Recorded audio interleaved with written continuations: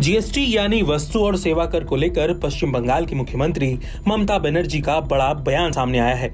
उन्होंने कहा है कि अगर केंद्र सरकार राज्य का बकाया नहीं चुका सकती तो उसे जीएसटी व्यवस्था को वापस ले लेना चाहिए।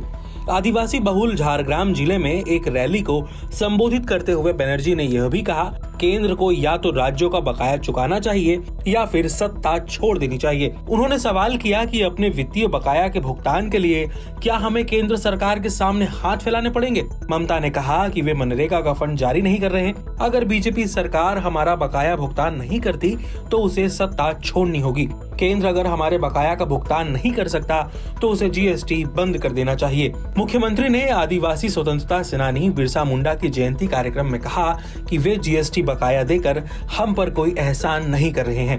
यह लोगों का पैसा है जिसे उन्होंने जीएसटी के जरिए जुटाया है। ममता बनर्जी ने यह भी कहा कि उन्होंने प्रधानमंत्री नरेंद्र मोदी से मुलाकात कर इस मुद्दे को उठाया था। उन्होंने कहा कि हम जीएसटी को लागू करने पर सहमत हुए थे।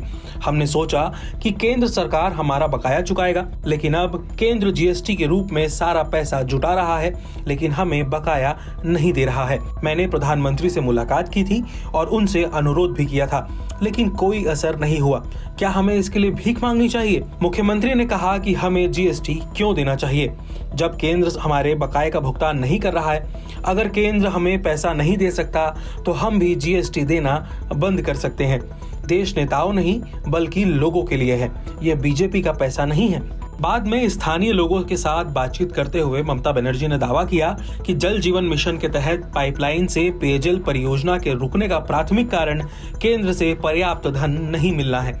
इस बीच बनर्जी के आरोपों पर प्रतिक्रिया व्यक्त करते हुए बीजेपी नेता राहुल सिन्हा ने दावा किया कि टीएमसी सरकार के मनरेगा के तहत खर्च किए गए धन से जुड़े प्रमाण पत्र जमा करने में नाकाम रहने के कारण पैसा रोका गया है।